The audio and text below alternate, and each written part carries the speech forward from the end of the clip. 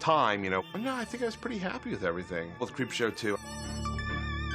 I mean, now if I looked at it and go, God, I wish we could do it, I'd probably say, let's just redo the whole movie.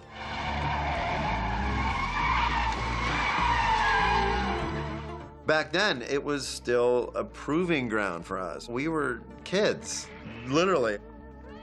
So we were kind of making this stuff up as we went along.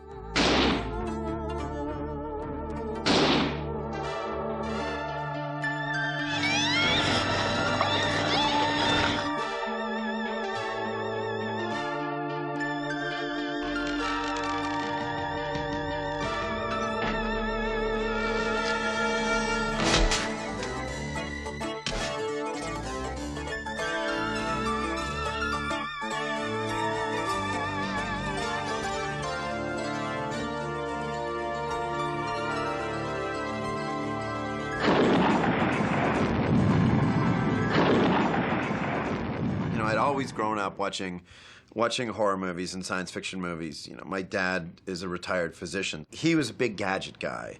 So we had the first video recorder that you could get. And the first two movies that I remember us recording was The Time Machine and Horror of Dracula. And I watched them over and over and over again.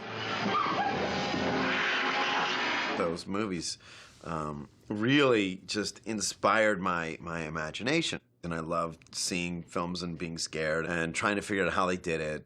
And that seems to be the big thing, like in my generation at least, is that we grew up on monster movies, loved all sorts of films, loved all the classics, Creature from the Black Lagoon, Frankenstein, and the Wolfman. I first got interested doing makeup effects when I was really young. I mean, I think that I want to make monsters when I grow up. And I started, you know, I was creative. I could sculpt and paint and draw. You know, I was really influenced by Rick Baker and really influenced by Stan Winston and Dick Smith, who I was a huge fan of. And, you know, I ended up getting interested in art and drawing. And, you know, I remember watching Planet of the Apes, getting clay and trying to sculpt a little Planet of the Apes muzzle on a whatever head form I had. I grew up here in L.A., the San Fernando Valley. After I'd gotten out of high school, I worked for Stan Winston on Predator and Aliens and Pumpkinhead and Monster Squad, a bunch of different stuff. And eventually got to work at Rick Baker's on Harry and the Hendersons in the mid-'80s.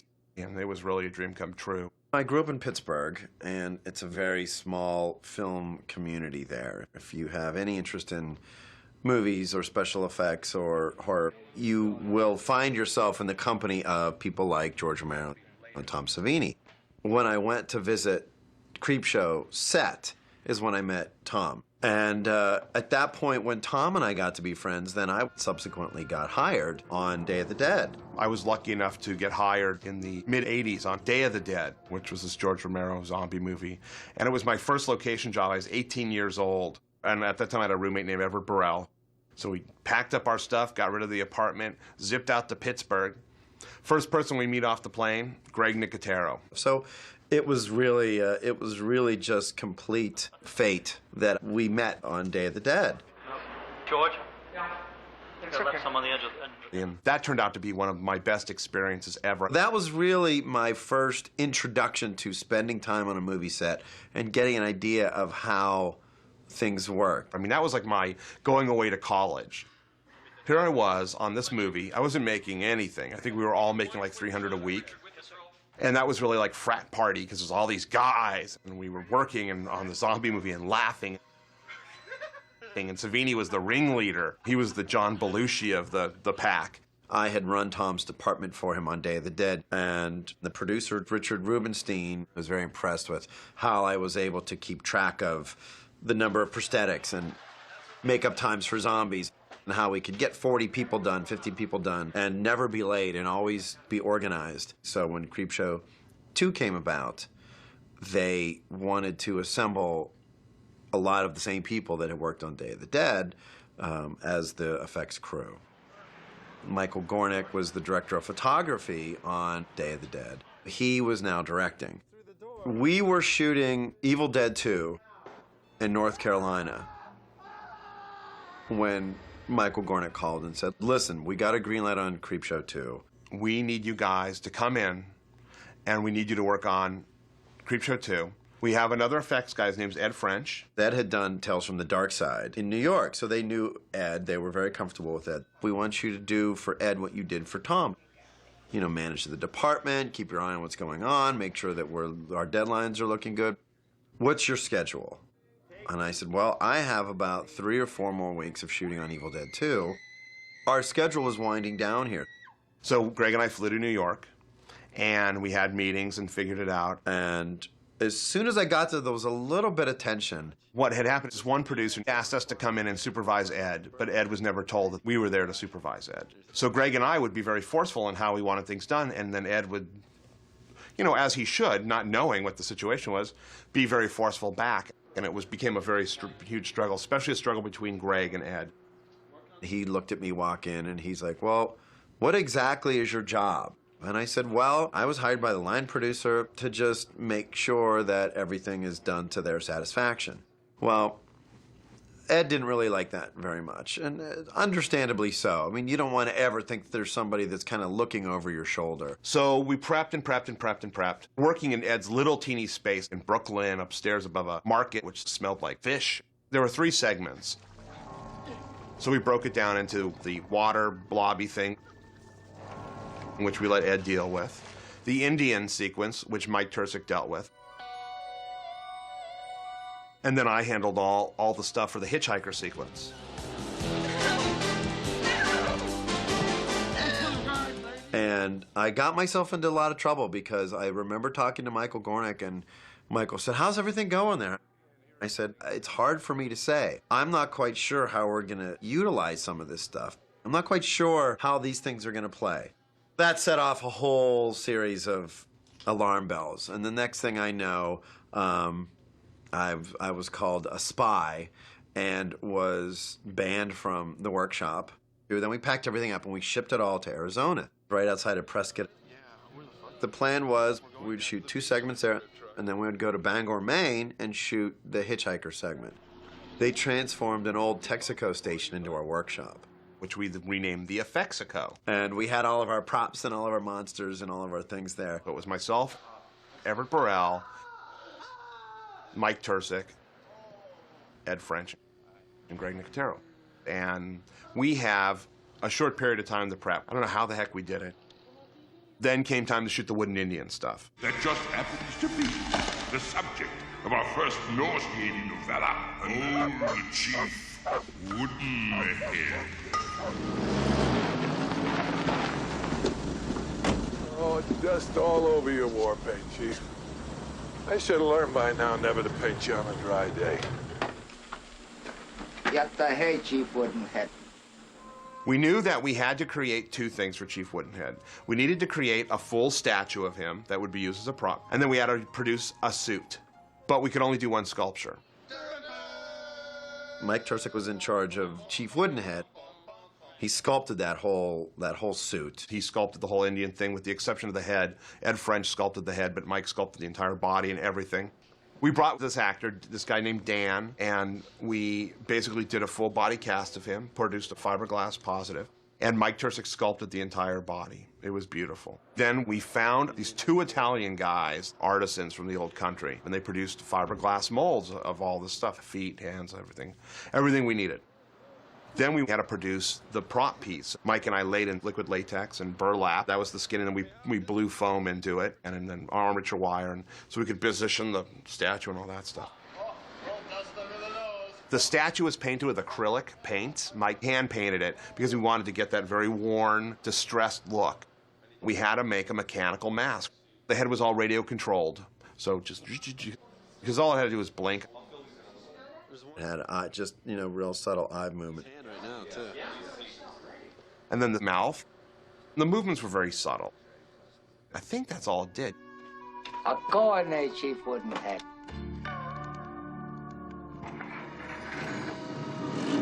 We made that entire suit out of polyfoam and SE89 skin. And the suit was painted with urethane paints.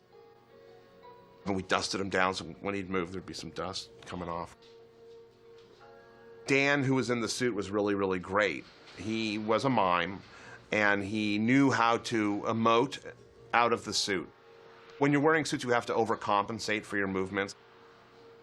because it's almost like half the movement outside the costume. And he did a really great job being this wooden Indian.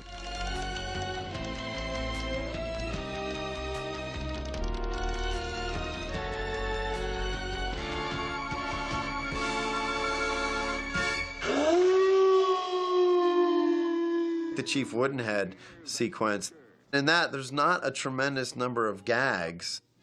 There's the heavyset guy holding the beer can. I remember we made a fake hand with a piston with the arrowhead on it so that he hit his arm and then on cue the arrowhead popped out.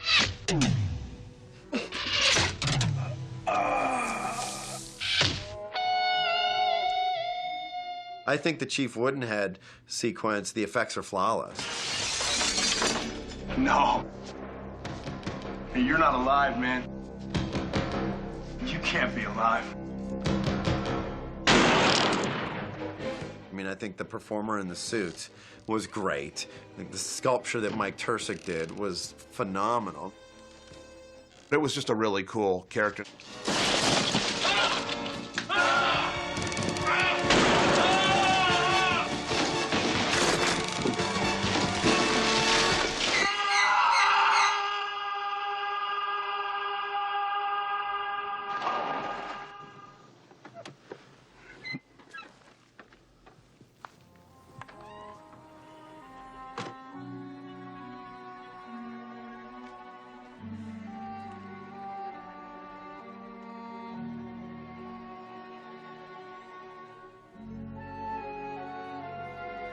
And that Indian was really great.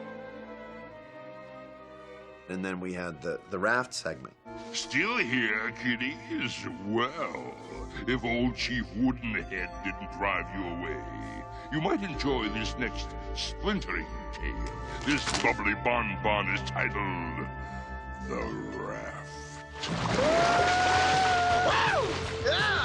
I was actually not on set for Chief Woodenhead very much because I was in the shop working on the other stuff.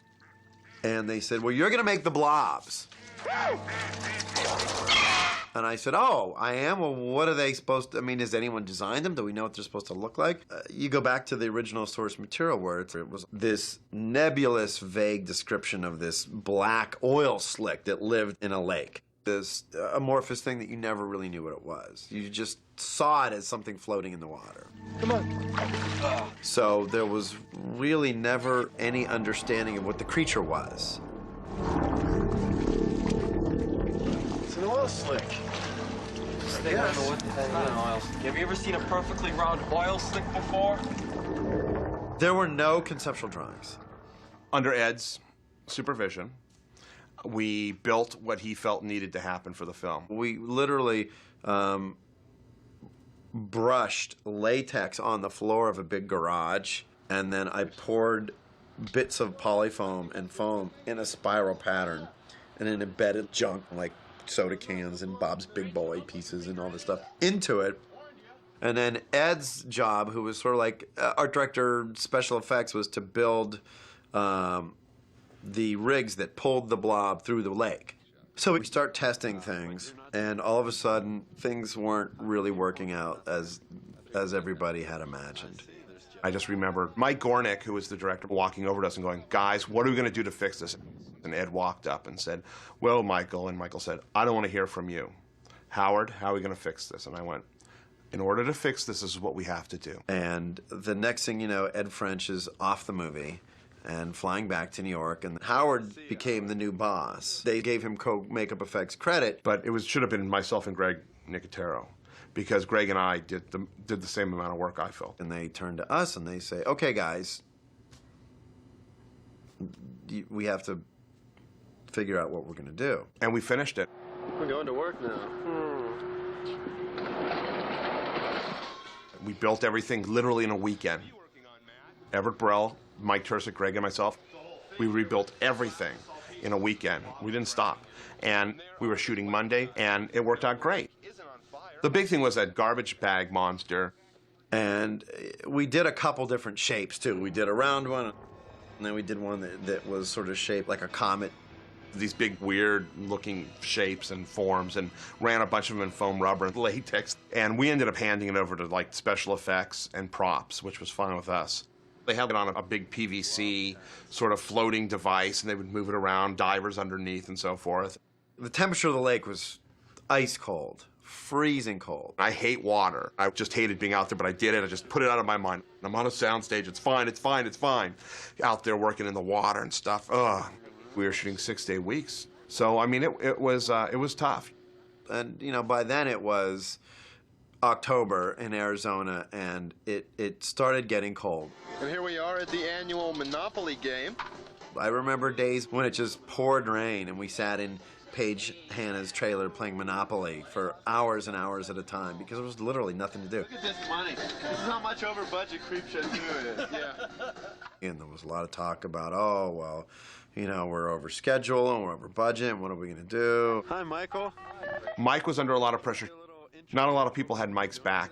He really looked towards Greg and myself as a comfort and as an ally. He would come to me and say, you know, I don't really feel like I have very many allies in this movie, but I know that you're one of them. And anytime a situation came up, he came to us. It's like, Howard, I need you to just deal with it. I know it's not your department. Can you figure out how to do it? Yeah, absolutely. We can do it this way, this way, this way. It's done. Don't worry about it. We'll make it happen. Don't worry about anything. He's just a really great guy. My experiences with Michael Gornick were nothing but great, and I think that he did a really good job with the cards that he was dealt. It looked like it was going after the girls. We were responsible for creating what the creature could do to somebody. One of the toughest gags for the actors was when Paige Hannah gets attacked. She's swirling her finger in the water, and it leaps up her arm. Get away from there, Rachel! Die! And we did a lot of reverse stuff where we had air mortars filled with black methicil and ultra slime. Ultra slime has like this resin that makes it real sinewy. And it looks cool, but it's virtually impossible to get off. Like, you have to use bleach and scrub because there's just something that bonds to everything, and you're just like, it drives you crazy. So we would fill an air mortar, and it would shoot this big black booger snot thing at you. And we had hot melt vinyl gloves that a puppeteer would wear that would shoot out of the water and grab onto somebody.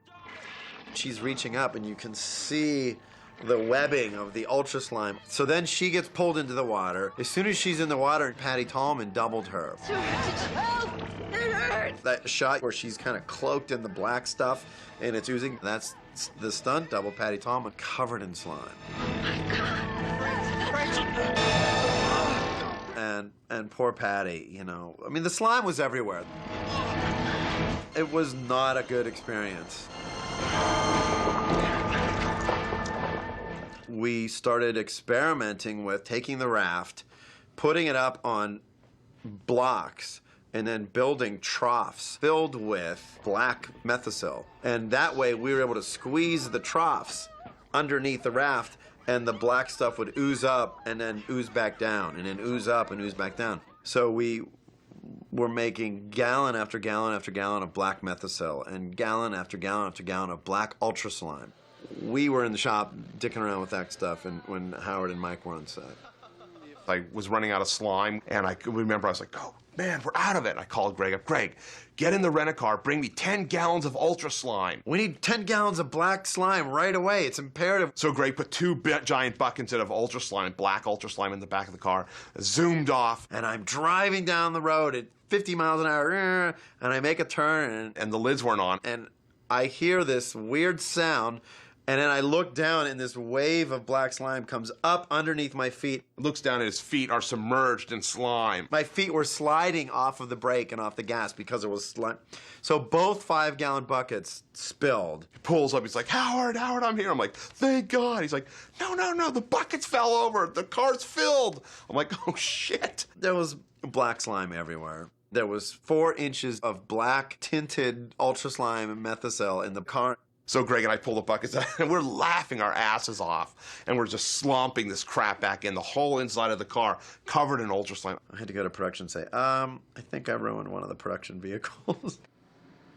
We had only done a couple movies at this point, so we were kind of making this stuff up as we went along. I was sculpting appliances, Howard was sculpting appliances, Everett was sculpting appliances. Everett made a cast of Zeke's leg. With his big rubber leg. When he gets attacked by the blob and the leg goes up. And then he gets pulled straight down.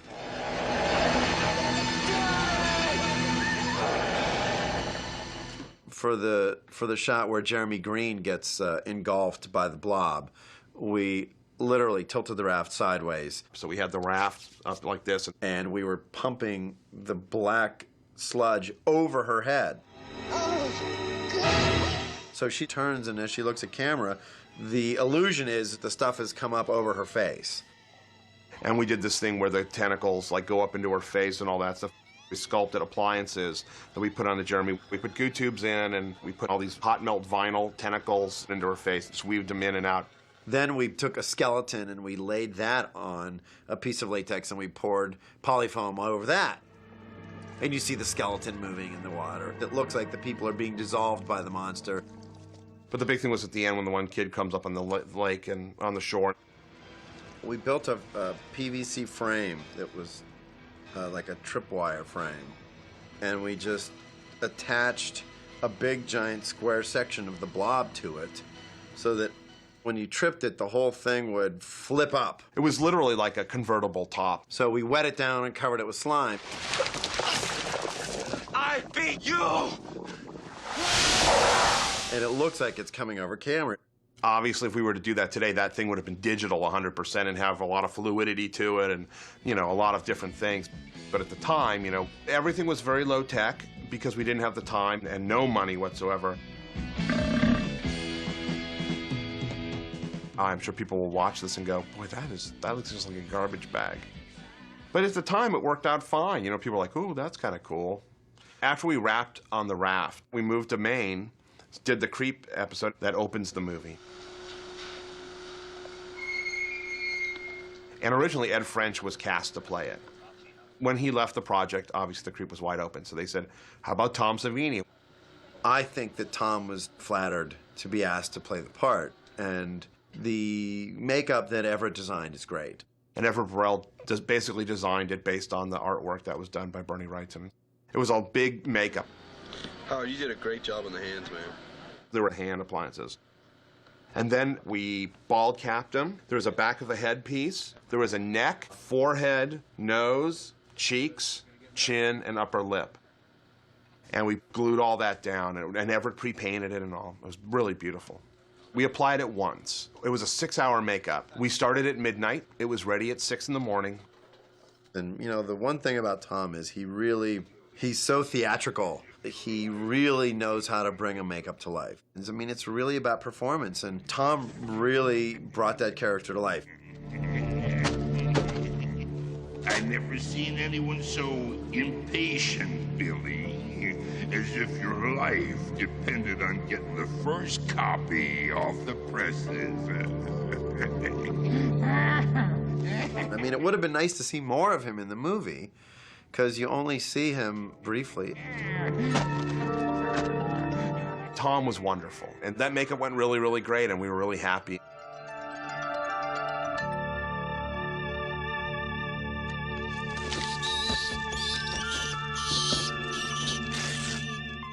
And then we moved on to the hitchhiker sequence.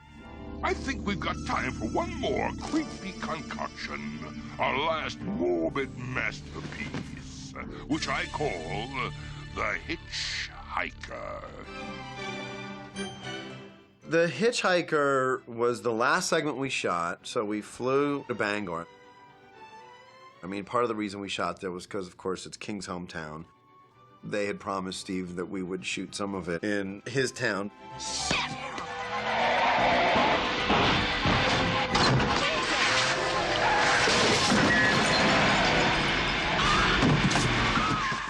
Howard was really responsible for the design of the hitchhiker makeups. How you doing, lady? Thanks. for the ride. I think I designed like 6 stages of makeup on Tom Wright. This actor, I life cast him, and then made 6 busts of him, and then sculpted all the makeups. It took me, I don't know, between an hour to 2 hours to do Tom's makeups every day, and sometimes there'd be switches midday. And he was great. He was really amenable. I mean, I had to put contact lenses in his eyes, which were these big giant sclerals which cover your entire eye. They were all yellow and hemorrhaged and crazy. Oh man, that was some rough crack. Ooh, I don't want to see no more of that shit. No more. Hey, how my eyes look? I can go to work, Ray. God damn. I'm blind. I'm blind. And right out of the gate, Tom Wright and I hit it off. I just love the guy. You look fucking disgusting, man.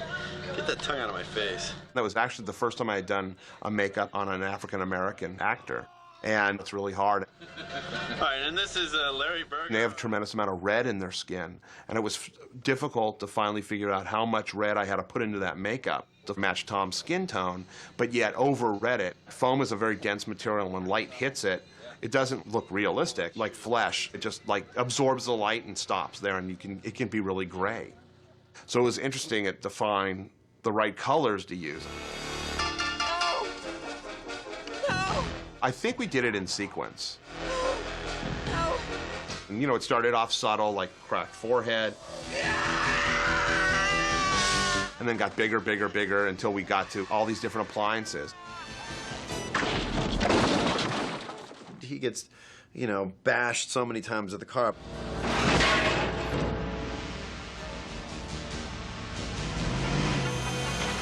By the time you see him later, it could have been a piece of hamburger. That sequence wasn't really a lot of gags. It was all makeup stuff. I was responsible for building all the dummies that she runs over, which she runs over 50 times. I got you.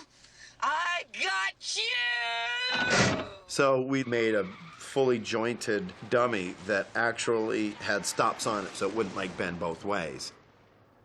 That was really what I was most responsible for. The worst part of it was all nights. All shot in the middle of the night, just torturous.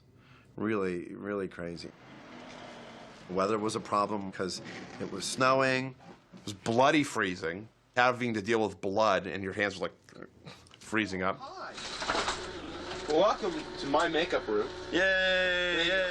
We'd come in the mornings and my makeup trailer was frozen. The water wasn't running. Toilet was frozen over, materials frozen over. It was like an ice cave. And then it stopped snowing and it melted and then it was snowing again. So the exteriors never matched, never did what they were supposed to do. At the end where Lois Chiles jumps in the car and she thinks she's getting away and he pops up. Thanks for the ride, ladies. That was Puppet Head. We called it the Admiral Akbar head from Star Wars. Oh, prepare for the attack. Because it was like this big splayed open head and like, oh, blah. He's got this big tongue, mechanical tongue hanging out. And the eyes were like moving around. It was basically a cable operated puppet. I think the facial movements were radio controlled. I think I had my hand up its ass or whatever. And then I had a hand here being his hand. Like the Muppets. Thanks, lady, for the ride. How about a ride, lady? It was fun. It was a good way to end the show, but boy, we could hardly wait. Greg and I had been on the road for 12 months at that time, and we were just like, we want to go home, we want to go home.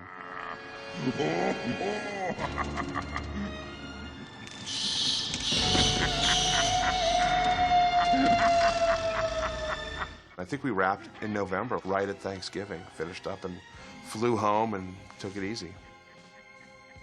I really enjoyed working on the movie and working with Mike and Howard. We were kids, literally, and we didn't know that much. It was such a roller coaster when we were doing it. Back then, it was still a proving ground for us. I look fondly back at the movie for a number of reasons. I met my wife on the show. She was second AD, assistant director. We've been together ever since. And that was really awesome. And I think because it was the first time that I got to really supervise a film, When Howard was afforded a co-makeup effects supervisor credit, that really began to lay the groundwork for K&B. Howard, I got to be friends. And then by the time I moved out to LA, it was like, let's just start our own thing. What do you think? So we did it, and we were super successful, amazingly successful. Greg and I have been best friends for 20 years, like brothers. We have a really strong relationship. And you know, granted, there's times we don't get along. There's been a lot of times we've been really upset with each other and had screaming fights. And then, of course, it ends with a punch in the arm, like, sorry, me too, I love you, man. I love you too, Greg. Sorry. And then everything's fine.